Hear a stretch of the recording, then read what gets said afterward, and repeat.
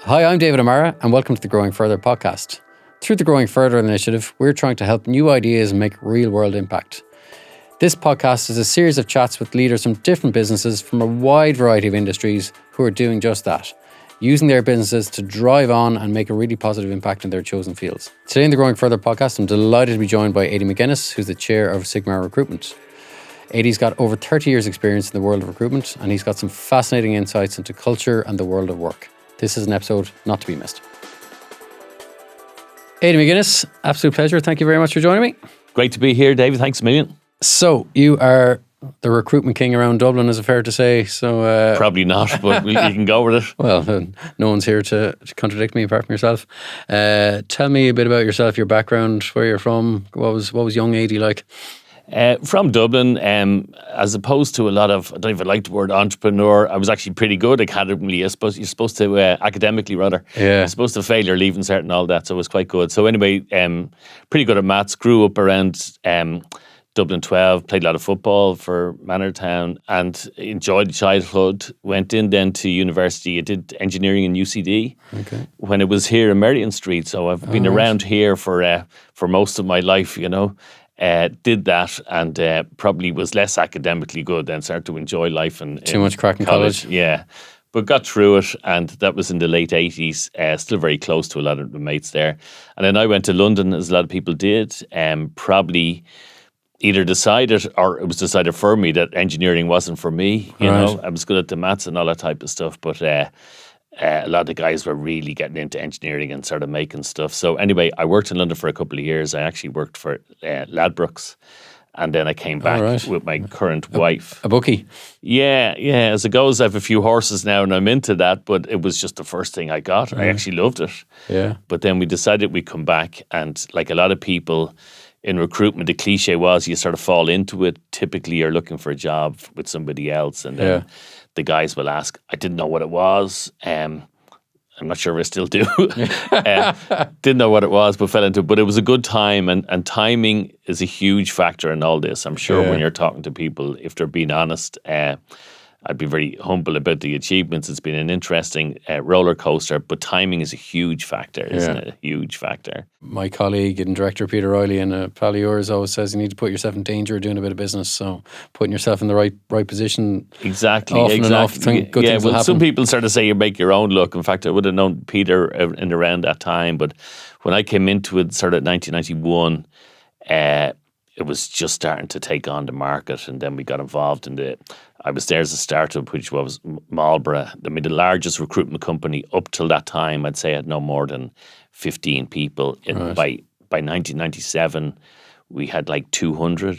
I forget the turnover. I was guessing maybe 20 million, which was big at the time. Yeah. And we actually became the first service company, the first small Irish company to IPO. Which I wouldn't necessarily recommend for like unsexy service businesses to IPO, but it was a great learning experience and gave us a bit of cash to make some acquisitions, and really, really interesting. Peter would have known a lot about that journey at the time, and great experience.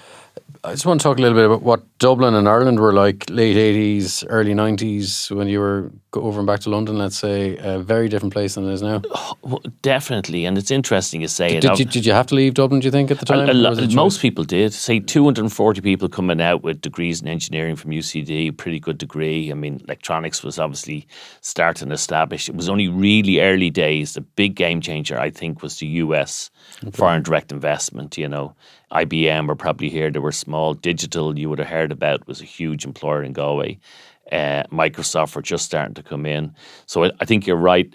Most people did have to emigrate, but the 90s really saw that big American investment come in. And obviously on the ancillary business and the ecosystem that generated from that, including accountants and recruiters, and then second level, probably restaurants and pubs. Yeah.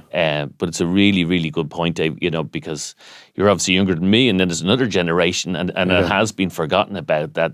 Like, if they watch Reeling in the Years, 70s and 80s, it was about emigration, it was about high unemployment, you know, and really since then, except for the odd little spark like the the global economic crisis, unemployment hasn't been a huge challenge to Ireland, certainly compared to what it was then, Some of my memories of being a small kid, parents watching the news would be, sadly, the Troubles, but then also the big announcements were always about either companies announcing they're shutting factories or else new investment coming in from the IDA in American multinationals. Exactly. And in the early stages, it was more the former, wasn't it? Yeah. It was more... When you said digital, that was the one that stuck out in my head. I mean, well, digital was huge. I mean, when digital, because it was Galway, it was regional, they were also a really good employer. I'm pretty sure the digital guys still meet now, like 30, 40 years later. They created a really good network.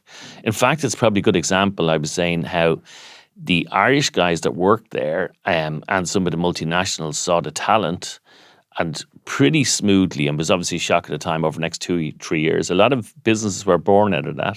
Yeah. And I think that's a good lesson for today with the international uncertainty about maybe encouraging the foreign direct investment, and even with consultation with some of those investors, it might be possible to have some management buyouts, areas like pharmaceutical. If it's capital intensive and it's there, I think we should have a national plan to use that infrastructure, even if it's under different ownership and ideally Irish. Okay, to keep that the talent, the expertise, the sort of the ecosystem, as we say, that's around it is actually valuable. That's why we've done the hard work to set it up. Yeah, and it's one of the reasons that we're good at foreign direct investment in Ireland. We sell it hard, and it's something I'm very involved with. The IDA do an amazing job. They will say the other service providers also do a good job to portray Ireland as an easy, good place to do business that makes sense. So if it makes sense for overseas companies, it certainly makes sense for Irish companies. And Ireland in the 80s was bleak enough economically. Was there a lot of groundwork happening at that stage that led to the 90s when a lot of the US FDI was coming in? Yeah, I think so. There was a couple of factors. I mean, obviously, if you're really getting historical, the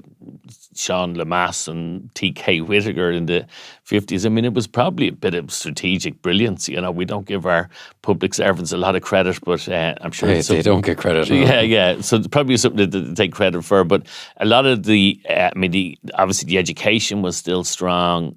Probably the attitude of the overseas companies to set up plants. I mean, when Ford set up in the 1930s, I think, they closed down by the 80s, but there was very few US companies really looking. And then technology was starting to boom. It's a more mobile business, probably less capital intensive, and they were successful. I mean, pretty quickly they were successful. We were in Canada promoting Ireland this year, and obviously because of the international uncertainty, and they sort of slightly questioned the bona fides, said it was tax driven about Ireland coming in. But I did say, which is true, like both Steve Jobs and Bill Gates said that setting up in Ireland was a big part of the growth of Microsoft and Apple, respectively, a big part, that they did get a whole wealth of new talent. So we shouldn't underestimate What in particular were they impressed by? Well, probably work ethic, ability to learn. And you could say maybe there was a degree of desperation for the people to stay here, that they had to work hard, I mean, if we're getting very philosophical, we might take jobs a little bit for granted now, Yeah.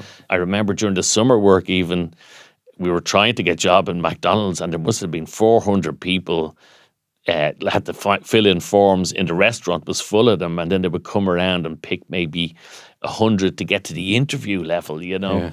And I know summer work's not easy now, but it's a really good point you make. There was a lot of graft from everyone in Ireland, a little bit of support from government to position ourselves, and we need to maintain that. We're still in a good position, but it's certainly one of the threats for Ireland, isn't it? And I suppose the cultural ties between Ireland and the US, we've sold them. Huge, yeah. I mean, I know you're going to talk about innovation. Innovation is not just technology. In the banking crisis time around 2008, 2009, we actually did a management buyout we could talk about. But we also set up an initiative called Ireland Gateway to Europe.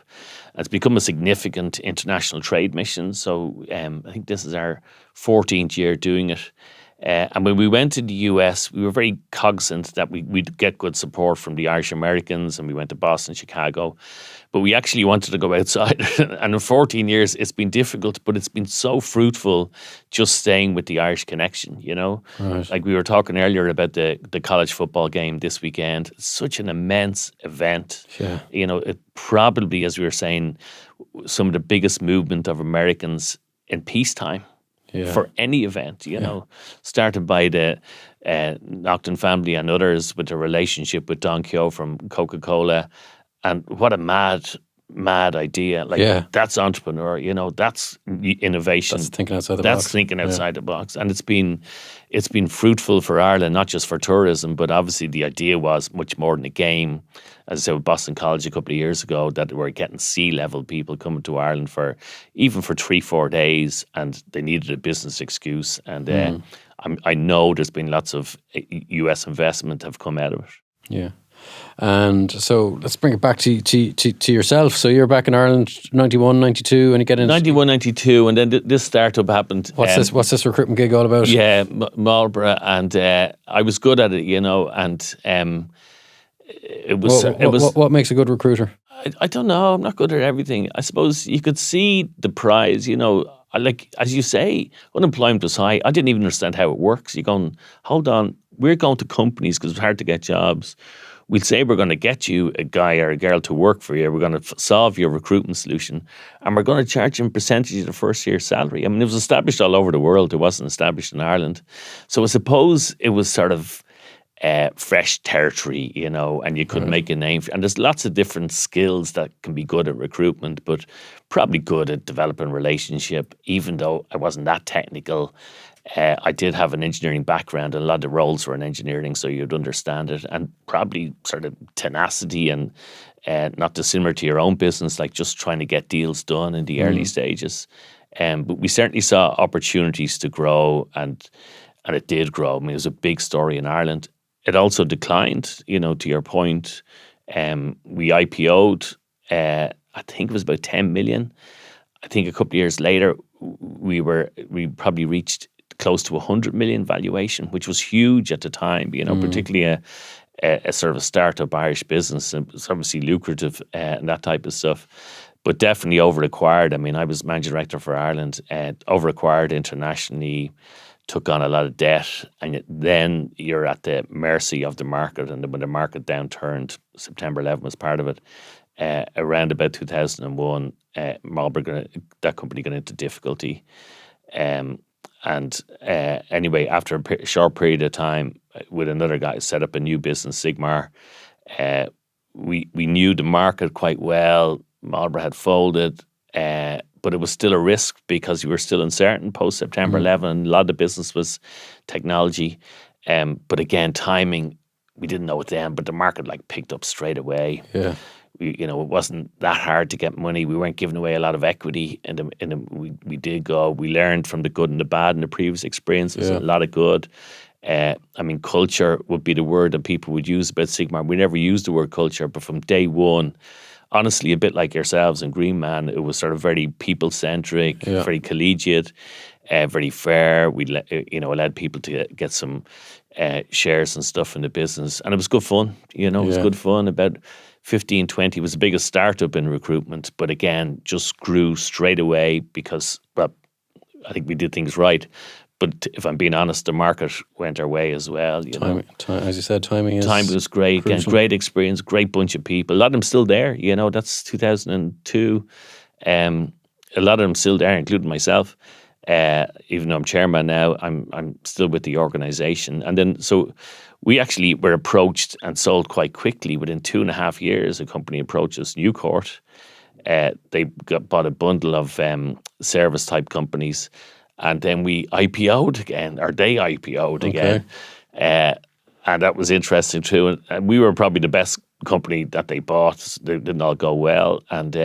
But that was a great experience too, all the way through the financial crisis, where the other businesses, including property they had bought, were highly geared and got into difficulty around 2009. So maybe the most interesting part was I did, with a few others, lead in an MBO in 2010, and that was really probably testing the mettle of the culture that we'd built, because it was a tough time. It was to carve it out of the larger business. Larger business with some bank debt, which we fulfilled, but it was to carve it out because we'd handed over ownership. I mean, the thing was in administration, but we needed working capital, and that tests the mettle. I mean, that's when we got emotional stories about people selling cars, and one guy postponed his wedding to put money into the business. Right. And again, when you look back at these things, as the media often do, it seems obvious. But when you're in the middle of that, as you know, from that stage, you don't know where the market probably dropped 70%. 70. To say we are bootstrapping is an understatement. I mean, we took huge cuts in salary, just seemed to be the thing to do. We imposed as small a cut as we could to everyone else. But we still I remember we put a salary cut one night. We brought everyone for a drink. We nearly celebrated, and people came up and thanked us because it meant that we were taking the business seriously. You know, Yeah. I don't let anybody go.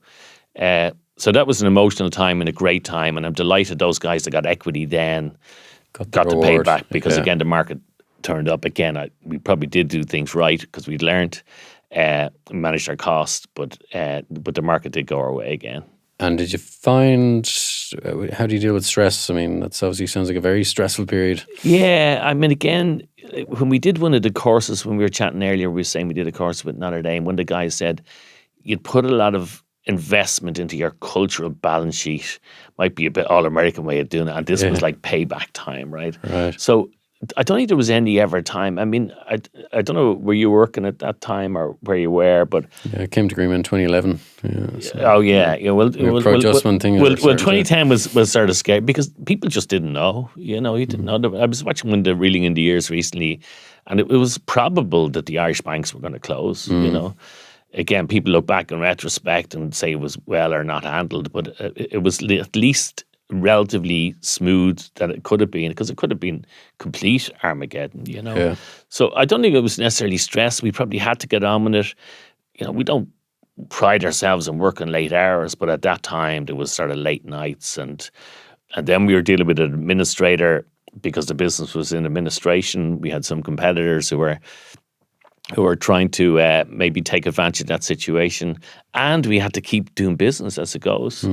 But in a way, perversely, as all these things are, it nearly was enjoyable, you know. It was like a fight, you know, so that's it. You felt alive. Yeah, your back's to the wall, and then very quickly, I didn't see it, very quickly it turned, and I suppose people naturally just work a bit harder and get stuck into it, you know, same way. If things are great, probably spend more on other stuff, and that's just the way life is. So, was the backbone of the whole business really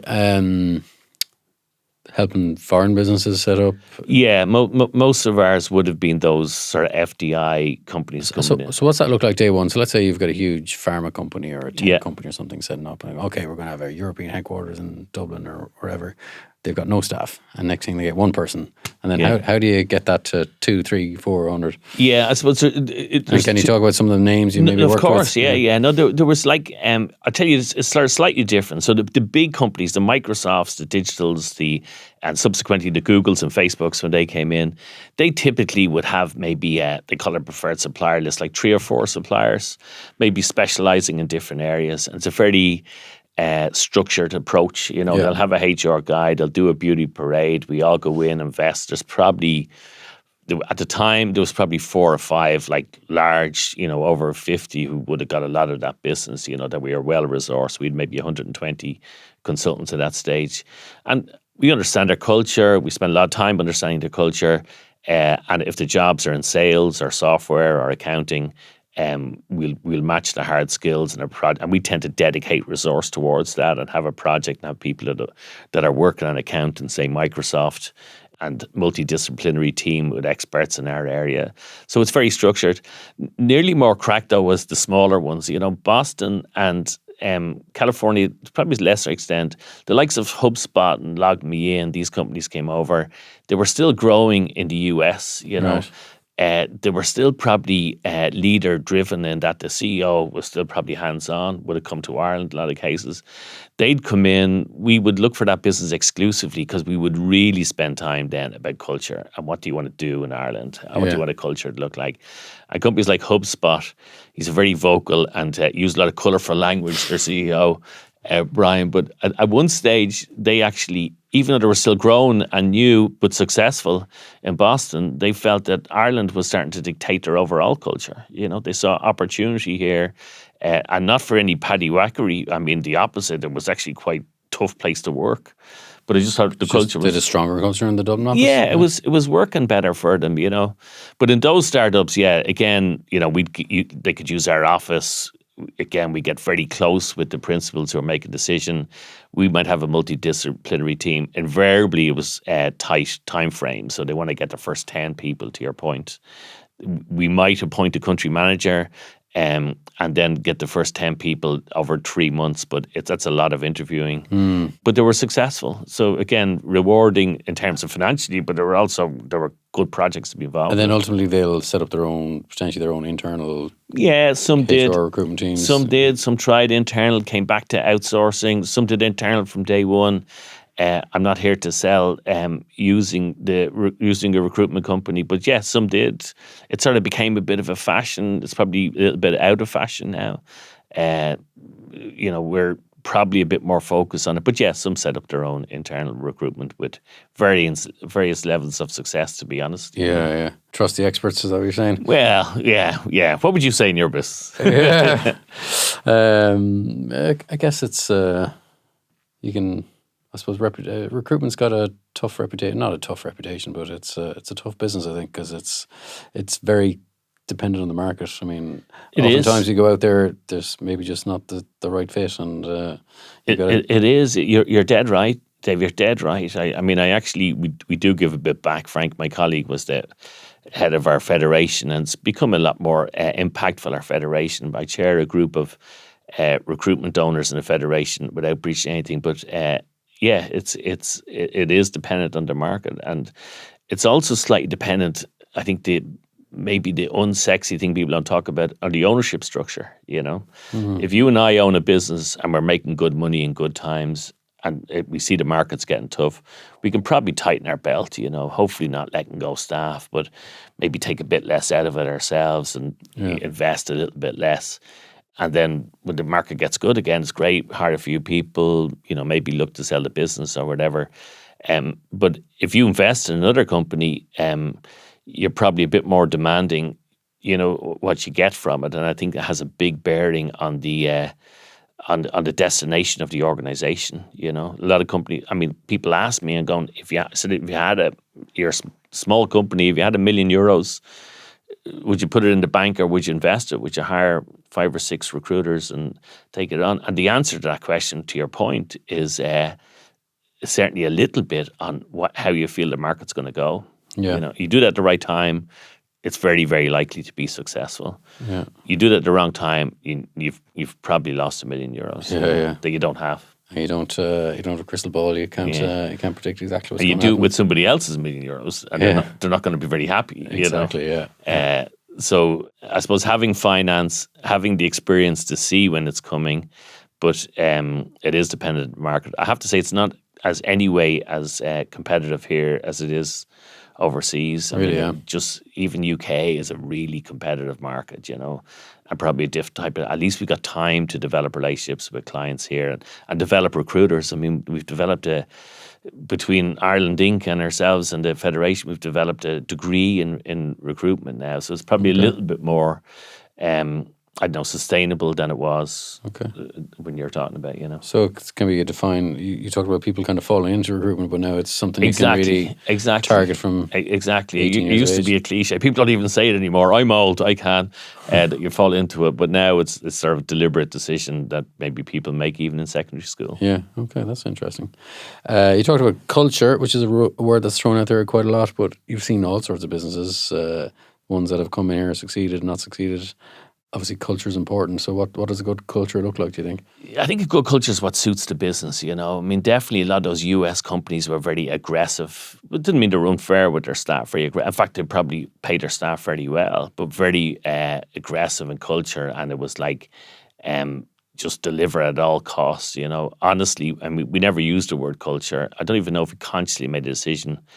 But honestly, in Sigma, we'd be known that, you know, we were there for the long term. We genuinely cared about the people, developed a lot of good relation with people, and it stood us in good stead. You know, if we're talking to a US company coming in and they haven't been to Ireland, we say that they have that opportunity. I mean, most of them aspire towards that, doing the right stuff. You know, people get cynical, as you know, about the the major multinationals talking about diversity or football tables or free beer in their bar, and it doesn't always materialize the way they think. Yeah. And again, to my previous point, they have shareholders. If you invest in Google, you probably care a little bit less about their culture than you do about what your yield is in your investment, and a lot of them obviously might pay lip service, and there's a question about sincerity. I mean, maybe a lot of them start off, making the right noises about what you and I might deem to be a positive culture. I mean, I actually have visited Google in US as well, and I think they tried a lot of good things. I would question their sincerity. It's maybe been proven over the last couple of years with our friend that all the stuff and the principles that they spoke about were pretty shallow, were pretty level. So, I mean, culture is probably becoming an overused word. We do organise a talent summit as well, which again is one of our innovations to become one of the biggest HR conferences in Europe. For a small Irish company, we've set it up. We've had TED talkers from around the world and from NASA, from business, from sport, from politics. It's really gained a lot of momentum. So we get a lot of different views of what the word that we use, culture. Like an example, I was just trying to think of this. 18 years ago, we had an event and we called it Mental Health and Employment. Now, my wife happened to write Ireland's mental health policy, Vision for Change, so it was an influence. And we had the likes of, you won't mind me saying, Brent Pope and Desi Farrell, who were advocates about speaking about what people use the word mental health then, right? Now it's probably more about well-being and turning to a positive, because there wasn't enough talk about it. No. Nobody knew what we were doing, Zero talk about it back then, yeah. And it was interesting, and we just wanted to engage. We weren't trying to change the world, just wanted some conversations. Arguably, there's too many conversations about it now. A lot of noise out there. A lot of noise out there. So for our clients and for ourselves to sort of get some understanding and get people who are honest enough to talk about what we can practically do to have a supportive environment about what was then called mental health, now probably mental well-being or general well-being. We probably we led a lot of that stuff, Yeah. I mean, on the other side, like for 20 years out of 22, we've gone overseas for a Christmas party. Certainly now people do it. 20 years ago, nobody did it, Yeah. And there was a risk involved. There was obviously an expense involved, but we never question it, and it's become part of our culture. Something people really look forward to. Well, it's just that we do it together, and it's good crack, and people get into it. We've never had any issues with it. So what we use the word culture now. We're just saying having a happy, caring environment where people work hard. Like it's not like the Waltons, or it's not like some idyllic sort of hippie structure. Yeah. People work hard and get it done. I honestly get the impression your organization is not dissimilar. Yeah. And even the fact that you do these type of things, that it's not like everything has got to be immediate to the bottom line today, that there are other cultural, community, maybe even business opportunities that will arise. So, and I think if you create that environment, things like this happen, things like the stuff we did happened. And that probably does. Then people say that comes from the top. I mean, I'm always saying, look, it's pervasive in the organization, but I suppose because a lot of the actual ideas came from the people. Actually, nearly all the ideas came from the people. It certainly weren't mine. But I suppose we did create an environment not just to tolerate that, but nearly to encourage it. Okay. The thing that stood out to me when we were talking about the themes we were talking about, US multinationals and culture and stuff, was when Mr. Musk took over X and Twitter, and then sent out his diktat, tell us if you're in or out, and work with intensity at high intensity, long hours, high intensity. Has that obviously got the headlines, but has that kind of crept in as things have gotten a bit more uncertain economically and politically and stuff? Do you see, is that a kind of a one-off? No, absolutely. I mean, it was just like certainly in Ireland, Twitter as well. I mean, for like 15 years, talking about a caring culture where we want to develop the person and we tolerate this. Remember all the stuff about take as many holidays as you want, And I think the truism, it's started to become pub talk, but it's also true that it just doesn't happen, Take as many holidays as you want. Actually work whatever hours you want. Yeah. And work from home whenever you want, And then start talking about stuff like diversity, which is a complex issue. And I don't think it's a simple solution. I don't think it's saying we're just going to go with pride and that solves that issue. I don't think that's an issue. Can we just a box-ticking exercise? Boxing exercise, and then, like immediately when they're under the gun, and told to by Mr. Trump, diversity's gone. Like, I mean, First thing to go. 15 years, I thought you cared about it and all that. And I'm sure they have counter arguments to that. And I'm not slagging them. I mean, that's life. I mean, they need to deal with it. But also, as you say, sort of flexibility of work. And there was always that undertone of, and still is. And again, if you're a shareholder, it's complex. It's not like right, wrong. Maybe they're right, we're wrong. And that probably comes down to the investment mentality as well. If you invest in a solid company and somebody said you're going to get 3x over 5 years, but we'll have a sustainable business, probably with slightly less risk, or we're going to go with this macho cool super tech thing, you're going to get 10x with a lot of risk over the next 2 years and just drive it maybe beyond elasticity or beyond what it can do. That's probably a little bit about investor mentality, isn't it? What about the domestic Irish market? I mean, is that... It's from our perspective, it's been surprisingly challenging the last 2 years, and it has internationally as well. We've sold to a French company. I know we'll go on to it, and we've got offices all around Europe, and we're looking at acquisition in the US. We're in Canada. The permanent recruitment market's been tough, and it is in Ireland too. And we're nearly at full employment. There's no challenges about tariffs or international uncertainty has really manifested itself yet. Okay. So you're saying earlier, there hasn't been too many companies pulling out of Ireland. In fact, we're still doing okay in foreign direct investment. We mightn't be shouting about it as much, but we're still doing okay.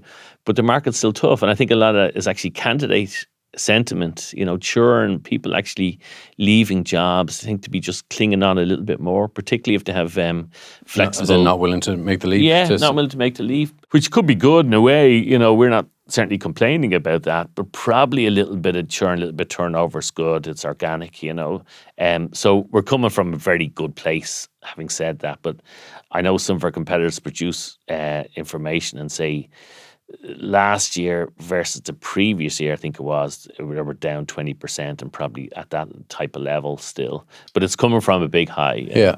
And what about the supports or the ecosystems for people who want to start a business here and scale it and grow it? Is Ireland a good environment to do that? Well, you've been chatting to people on this. You tell me, is there a good environment? I get mixed feedback on it, to be honest. Yeah, it's a passion of mine. I'm on a board. I told you I did a course called Leadership for Growth with Enterprise Ireland. The course, excellent, right? It's run by ISE Business School in Barcelona. Financial Times have it, but it's the peer group. So many great stories were in the group, and most of them I find are very willing to help other startups. I mean, there have been some exits and sales in my small group. There's actually been a few, including ourselves, I suppose, and that's an emotive topic and an emotive term. But we're talking a lot about the supports for businesses. There are a lot of challenges for businesses. I never never used the word entrepreneur, just fell into a situation where you're running your business. Yeah. But I honestly think recently all these things make sense. Auto-enrollment for pension makes sense. Gender gap reporting makes sense. All the HR, GDPR, all those obligations. But they add up to be a lot of hassle for somebody setting up a business, And access to finance has probably improved a little bit in Ireland. Still a challenge, though. Yeah. A friend of mine was going to set up a business. I'm an engineer, know a lot of the guys that are engineer, a good friend of mine. It was a few years ago. And I was saying, well, why don't you? He worked for a big multinational. And he said, just all the paperwork. I mean, the idea is making a product, selling it at a profit was not the issue, I said, what would it take for government for you to set up a business? He said, I'll tell you what I want for 2 years. Absolutely nothing.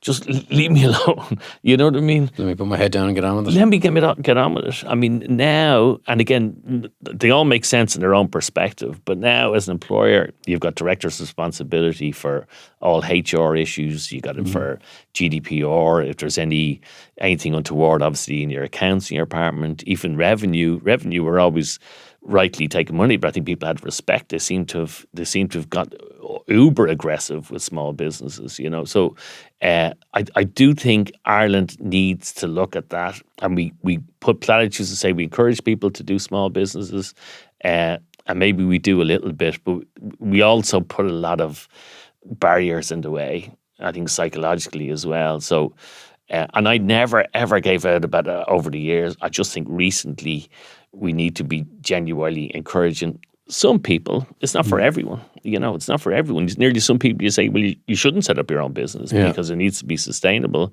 And Enterprise Ireland have a complex job because they need to be able to say to some people they can't support them. So I don't envy their role, but I honestly think the psychology and the practical, we can do more about helping startups. Because there's a bit of comment at the moment about, obviously, with the political situation that, Ireland's gone too much into the FDI, kind of followed on that track, and it's we're going to get our fingers burnt, and we need to be driving on indigenous business more.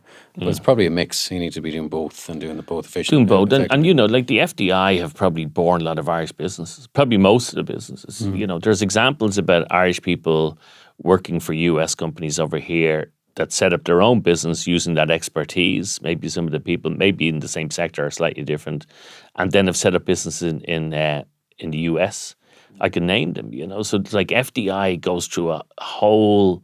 I think it's underestimated. In fairness to the IDA, they do a great job. They also underestimate this thing about it's like 0.6 of a job for every job. Like I think it's 3 or 4 because there's second and third level roles around that, So nothing is at the detriment of FDI, but definitely a practical look. And again, I'm not slagging politicians. Most of them don't have a lot of business experience. Most of them will have sort of platitude towards it. It's not the worst place in the world. I love Ireland. I think it's great, but I think for Ireland's sake, we could do more. And then what about the big infrastructural challenges we have here about housing and transport and stuff? Are they real things you're coming across? No, they are. I mean, obviously, to be honest, if we're promoting Ireland internationally, we say it's a challenge everywhere, and there are some solutions depending on the levels. It's obviously less of a challenge if they're going to be taking on software engineers because they're paid a bit more. But they are real. In fact, we Gateway to Europe, we're non-government, so we can be honest. We can talk about tax honestly. We can talk about the challenges. Our dream is if we get US multinationals talking to other US multinationals at C level and talk about their experience in Ireland, we say, tell about it, warts and all, because we want it to be credible. And we're confident enough that most of the stories, nearly all, are net positive. But throw the challenges in there. So they are. Obviously, we would push the regional thing as best we can. Remote is sort of, it's a topic that different companies, they either pick or choose their menu, whether they want to go remote or not. We're not going to talk them into it, but we've obviously got more potential on that side. So there are infrastructural challenges. Again, it's a truism that there are everywhere. So do you think we're particularly suffering in Ireland, or is it kind of? It is more spoken about. Are we missing out on investment because of it? Yeah. I mean, and again, we don't get hysterical about that. Sometimes you see a headline, somebody saying we're losing investment. You think like it's the only thing, but if we're being honest, we would get more investment if we alleviated it, if that's a political way to say it. We get more, And like on the SME thing. Who'd be a politician? Yeah, exactly, yeah. Not you, not me. Like in the SME thing, I'll give you one example. You might have a view on this because I know you do some investments. Like if somebody, whether they've had an exit or not, but say somebody has an exit and they actually want to invest back in, as a lot of people do, into Irish businesses, commercially, but also support Irish businesses. Maybe what I'm saying earlier, maybe slightly less return. I know some people that have done some really nice models on this, that maybe a bit less aggressive type of investment, but absolutely commercially. It's still a fairly clunky, unwieldy tax process. And I don't know the answer, but I'd say there's a very simple answer about that. If somebody wants to put the proceeds of some sort of sale or whatever of shares immediately back into, I know we have EIIS and we had BES. They're a bit clunky and very rule driven. And by the time you've had advisors and read all the stuff, there hasn't been too much take up on them. You know? And like to have an environment where there's goodwill with investors to support the individuals, and obviously to get not just financial, but probably end up being a little bit of advisory type support from people who have been that. I think that's an environment that we should look at strategically and say, over 10 or 20 years, can we really develop Ireland to be excellent at that? That could be a big advantage. Yeah.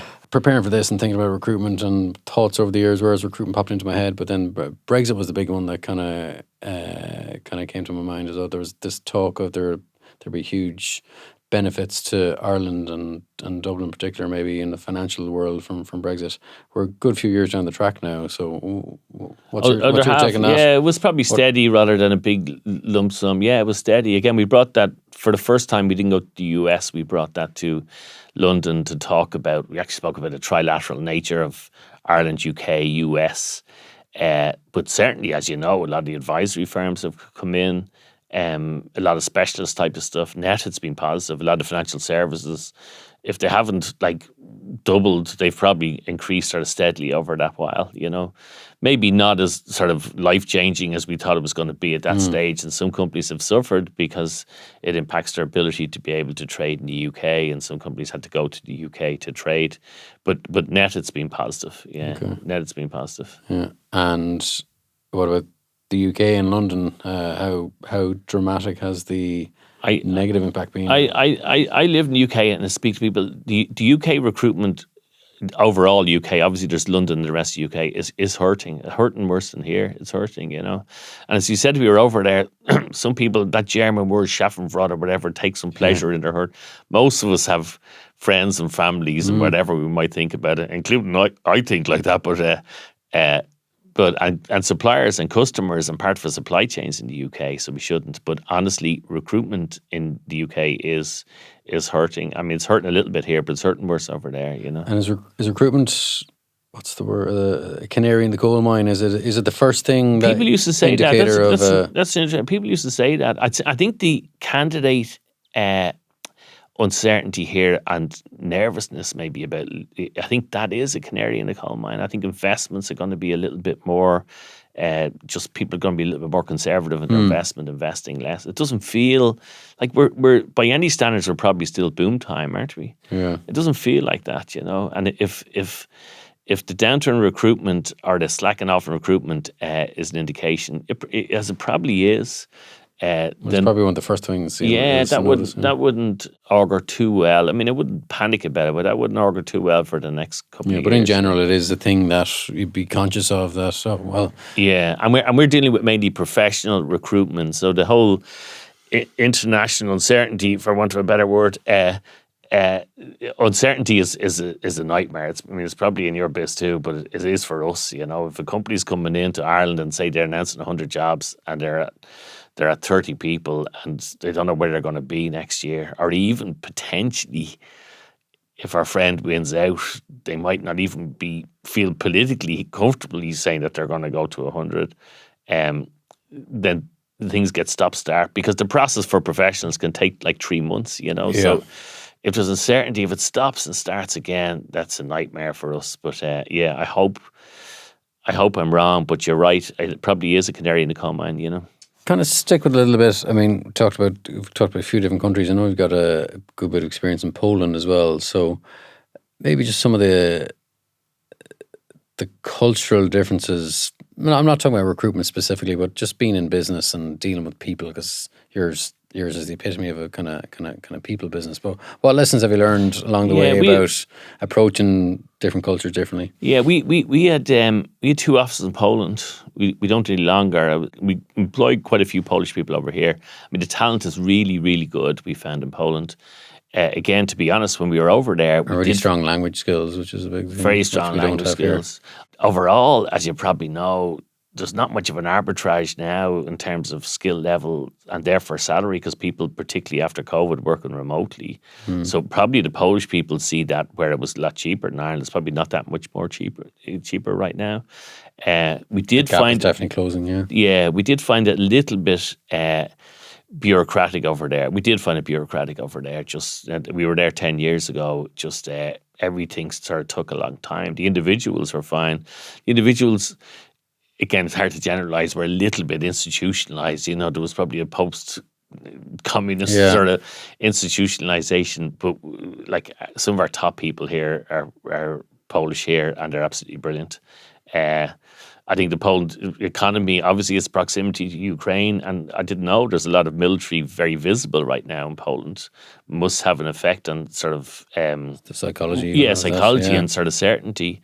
But they seem to be going okay. I mean, not that political. Donald Tusk, to me, seems like a reasonably sane person. They might even see him as too maybe liberal over there when they're trying to push their economy forward. But there's a lot of talent and a lot of good people and a lot of growth still to go. I mean, we were in Gdansk and Warsaw, which, as you know, is a huge area for logistics and distribution, huge around Europe. But I mean, it could double in size, you know. So all our experience in Poland have been very, very positive generally, you know. And another kind of very interesting area that everyone talks about is that, you kind of touched on a little bit, was that kind of remote working, hybrid working. Big push now, I think, is that Bank of Ireland are having an issue with the unions trying to get people back to the office a bit more. What's your stance on all that? Where do you see things going? Well, it was interesting, wasn't Are it? you a traditionalist or? I'm a bit traditionalist, obviously. I'm old. I know I am a bit of a traditionalist. I have a few theories in it. Like, it happened because of COVID. It happened very quickly, and it's amazingly positive how most of us adjusted, you know. And then we realised, actually, a lot of our very top performers, just that were there a while, had probably evolved into some sort of flexible working, you know, so it was possible. And then on the other side, the cliche, which is absolutely true, was that for younger people coming in, they needed the social interaction to be able to learn and enjoy life and keep their sanity. And but in very, like, after a year or two of, I told you, my wife's psychology, people start issuing diktats, including your friend Elon Musk, about this is working and this isn't working. Like, we're still learning. Yeah. There was one lady, it's an absolute true story. We went to Boston just when COVID was finishing, and she had a software company, I won't mention it, and she was speaking about it. She said, all my staff work remotely, and they always will work remotely. And if all your staff don't work remotely, I'm going to hire all your staff. And I was thinking, like, not particularly pleasant person, and not particularly. That's aggression. The aggression you were talking about earlier. Yeah, and I'm sure she's changed her views, or else she doesn't have a business any longer. That it is an evolutionary process, and you can see how that's going to cause conflict in things like banks and large organizations where it has to be rule driven. You know, I don't know what you do. I know what we do inside is that we do allow people to work remotely. We say clearly, look them in the eye for new starts. If you want to work remotely all the time, it's probably not going to work for you. You know, if you've no experience, particularly graduates coming out. In fact, we'll say the opposite and say, look, we probably, for your sake, suggest that you come in full time for 6-9 months, you know. You're not going to. For your sake, We don't write it in a big sort of diktat, and I understand why they do, so I'm not being smug about, like, large organizations. I understand why they have to, but we're still learning. And then different roles, some of them go completely different ways, and then different individuals go different ways. Like, it doesn't suit me, but it might suit you. And if we're doing the same job, you know, should you get the same flexibility?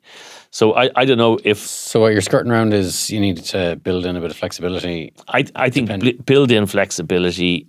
Don't be afraid. How do you do that fairly, though? Well, don't be afraid to say to people, I need you back in the office. You know, like, there are obviously a friend of mine in HR, and we have to be cognizant about HR obligations and that type of stuff. But leave yourself enough flexibility in the policy-driven stuff to be able to ask people to come back in. I mean, that takes a little bit of courage sometimes. And as much as you can, like, with SMEs, it's not that difficult. It's not easy. It's not that difficult. With multinationals, I see why it's like, when they change their diktat to everyone has to work from, or everybody can work from home, then everybody has to work from home, then everybody has to come back into the office. Like, every big step like that was a disaster. Flip-flopping. Yeah. I mean, if you're asking me personally about banks, if they need to be in the office, they should go into the office. Unions do what unions do, and they fight for extra money for them to do that or whatever, right? I don't think it works. And then when you get a chat about it, people say it works. Like, it works for the employee or it works for the employer.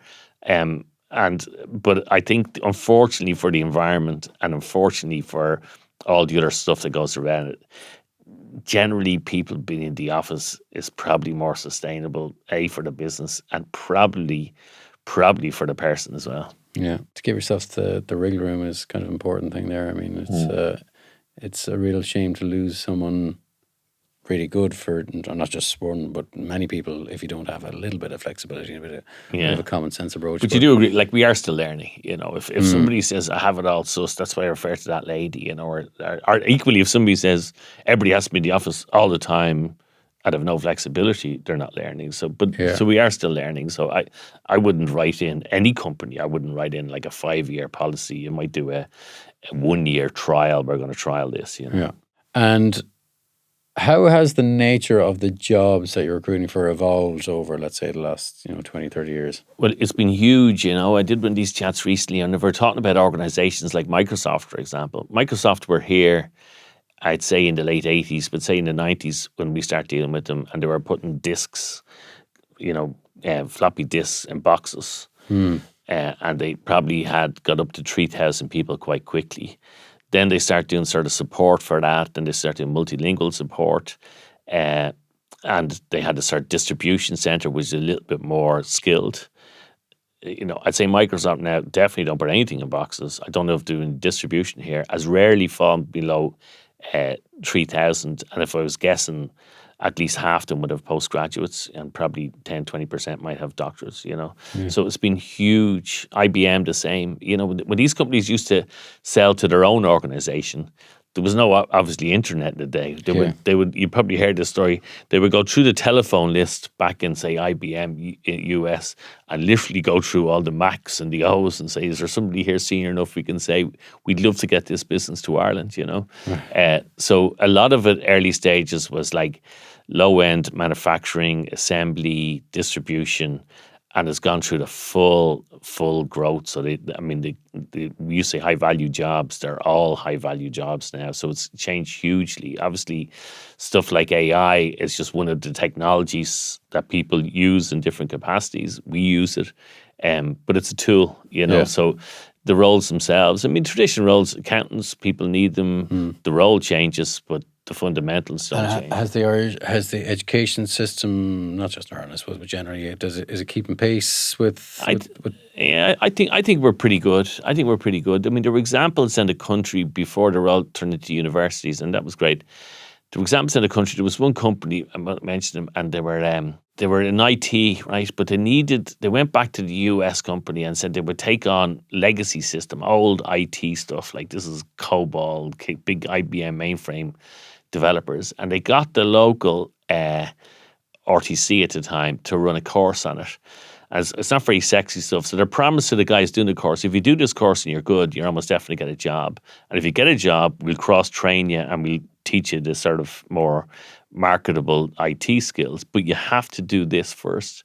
And it was just a brilliant example of they set up the course, they did the course, they got maybe 50 jobs over from the US, and the guys were all developed. So I think because Ireland's small, the touch points in most cases between business, even in regions probably more so, between business through the local chamber and the local colleges and the local even second level is a lot tighter. So I think we've got a lot better. Okay. You touched on AI there, which is obviously a big driver of how we're all living our lives at the moment and big driver of change. But how is it impacting how you guys do your work? Well, we obviously recruit in it, and I mean in all sectors. If you're recruiting salespeople or accountants now, I mean they need AI skills, and we've got skills to test it. We're actually pretty good inside. We've developed our own speech-led AI facility, so we can use it as customized for ourselves. Our French partners, our French owners have invested a lot in it, and it's pretty cool stuff. But it's a tool that we utilize, you know. So I mean, I sound old-fashioned, but I'll show you the numbers. Like the cliche is when we started, we used to fax CVs, you know, and then people had email address. Actually, before they had email addresses, there was a general email address. There was like an info at, and it would go through, and people would get their emails out of it in their own box. And if you thought something like LinkedIn would exist, you say that's the end of recruitment company, you know. Yeah. 95% of people we place are on LinkedIn. Research, you know, you can search yourself, and you probably do, that's on there. But the productivity, honestly, of a recruiter has not increased that much. We probably spend less time on the phone. a big bugbear of mine. You know, we think Is that a generational thing? The I- perception is young people are allergic to making phone calls. Yeah, well, I mean, again, there's no point in giving out about it, and we don't. We're actually trying to understand why. But you don't have a relationship with somebody sending emails, even if you're using AI to generate the email. In fact, less so if you're using ChatGPT to send an email to David and use all your stuff. We don't have a relationship. You know, if I talk to you on the phone, we probably have some sort of relationship. If I meet you, we have some sort of relationship, whether you like it or not. And probably like your business, you need some sort of relationship. So if the AI gets onto it, like honestly, I can show numbers, and I'm into numbers, that productivity has not improved with any of those sectors. Now, as it happens, when you ask me the question about our market, people say, oh, is that AI? Like, when email started, the recruiters used it better than the in-house. So the industry grew. I mean, you can see it in the macro figures, like grew significantly. Then when the internet advertising and all that happened, people are going to go direct. Our industry grew. As it happens, AI came in at a time where industries taking a bit of a dip, and people could go, this is technology that tips it back. But I don't think so. I just think there are external factors why it's gone down. So it's important, but it's a tool. Yeah. I'm interested in that kind of generation. Do you agree? Differences. I'm skeptical on it. People kind of give out about younger generations and say they're a bit more work shy and stuff. I don't really buy that. I think every generation says that about. We try not to give out, but by fact, people don't get on the phone anymore. Yeah. I mean, that's a fact. You know, if you want to talk to your friend, you're probably going to send them a WhatsApp message, you know. You're certainly cold calling. I met a girl that was in America, and I said, what do you do? She said, I do cold calling. Graduate, really smart. I said, geez, I haven't even heard the word of cold calling. Yeah. Because probably people don't answer the phone if it's an unknown number. And we don't give out. We're not that type of culture. But if you're actually helping somebody in a relationship type of business, I would encourage them to talk and meet people more often. Yeah. And they're not necessarily encouraged to, you know. I mean, it's as you know, the internet's designed for lots of efficiency. It's also designed to take you down rabbit holes that are not productive, you know. And if you can define the job and say, look, these are the areas of the job, but one of them is having some relationship. In our case, listening to our clients' needs, talking to our candidates, trying to match them up. It requires a lot of interaction. A lot of that interaction is I think, 10 times more productive in a conversation. And it's not about wanting to do it or generation. I could lie to you and say, no, you'll be fine. You send them an AI link and you send them, and we use video, and that's quite good as well. But actually picking up the phone. I remember saying to somebody on LinkedIn once, I was going, look, we encourage our people. They say we encourage you to identify who the person is. But at some stage, you're going to have to talk to them. Yeah, but it is a real thing. Younger people are less likely to do that, or a bit more. Yeah. And what about that in-person meetings? Are they same? Isn't quite it? comfortable? Yeah, same. Yeah, same, isn't it? And again, it's about teaching and learning and sharing the experience and having a bit of crack with it. You know, like I saw a thing online recently about there's the Gen Z stare. It's like in like the service industry where someone asks something. A question, let's say, and then glaze over. I'd never come across or heard about this before. It's and again, I'm wondering, are all these things real things or just stuff you knock across online? I'm not mad about all putting people into Gen Z, but you're right. Look, it's a generational thing. Maybe if you get one tool, you learn it. You don't use the other things as well because you don't feel you have to. I would argue. You do have to, you know, the same about, say, working remotely. I mean, it sounds perfectly, if you're doing a processing type job with little enough for interaction with people, it seems perfectly feasible now. Yeah. You don't have to travel. You're probably more efficient from home. You can get it done from home. It's not always the case the efficiency is there. And in many cases, it is not good for the individual. You know? And when do they see it? So we're social animals. Yeah, when did they see it? I mean, the other thing that American one, there was a lady from a college, and she was sort of my age, a bit older, and we had these breakaway groups with lots of interesting people. And she said, I don't know if I'm saying this right, but my kids' generation, this is in the US, they saw it as a badge of honor maybe 2-3 years ago that they'll never have to go to an office. You know, they saw it as a badge. They were coming out of good colleges with good, and it was sort of, I'll never have to go to an office. So I better. And she said, I don't know if I'm articulating this well, but they don't know what they're missing, you know. And I said, you're articulating perfectly. Like, if you told 14-year-olds, if you're bright, you don't need to go to school, you can do this at home. I don't think you're going to end up with a mentally healthy 20-year-old. You miss out on huge social developments. Yeah, and that's what I'm saying about early stages. I mean, somebody said 2 years and was traumatic. It's gone on a while now where people are working remotely and we still don't quite know. Yeah. You know what I mean? That they're handling it well. A lot of the theme about this Growing Further initiative is about, innovations and finding companies that are working on new and interesting kind of things. Has there been much of that in recruitment, or is it... is that a personal thing? No, I invest in companies, and I got hit with a lot because people know you invest, and there was a lot of investment in what they call a broad talent space. So selection, psychometric tests, presenting people, obviously a lot of video online, interviewing, and just some cool presentations with it. So there's a lot of technology. I mean, if you bought them all, everyone makes you 20% better, you'd be a million times better. You probably wouldn't, Skepticism. As it goes, it hurt, because it was a lot of them did hurt. When the investment thing a couple of years ago, people can get investors, a lot of the investments in talent, a lot of those companies were hurting because they couldn't get them. These companies were coming in on SaaS multiples of like 8-10 times earnings. Yeah. And the earnings aren't coming, and now the finance isn't coming. They were hurting a little bit. So there's a lot, there's a lot. I mean, I do some investments in other sectors, and there's a lot of cool stuff happening there that's certainly I think probably more interesting to me, Okay, so you're keeping the eye out on... Yeah, I've had a few good ones. They co-invest with some good people, and you're probably going to have a few bad ones. And again, I want them to be commercial, but would like to support Irish business. But I mean, honestly, it sounds like given cliche. There's a lot of talent out there, There's a lot of good people. And to our earlier point, most of them should be encouraged to set up themselves. And I just think we're making that a little bit more difficult. There's a gap there. Yeah.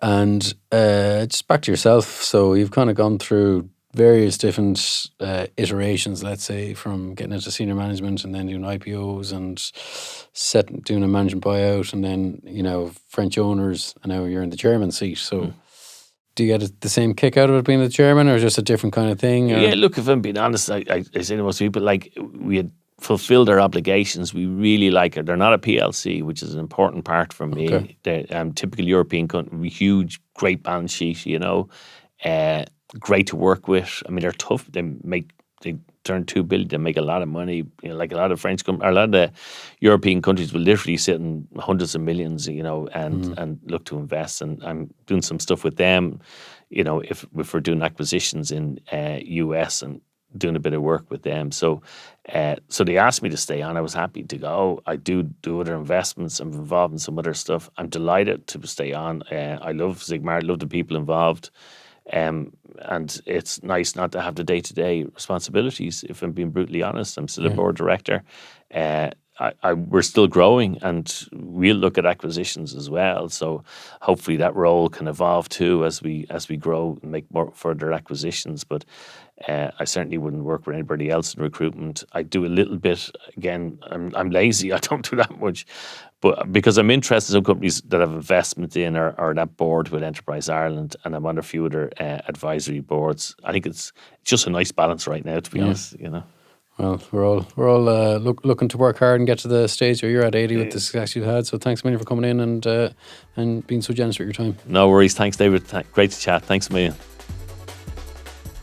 Thank you for tuning in today. If you want to hear more of the Growing Further podcast, please check it out wherever you do get your podcasts. We're also available on YouTube. We're pretty active on social media, so please check us out on LinkedIn, Instagram, and TikTok. Thanks very much.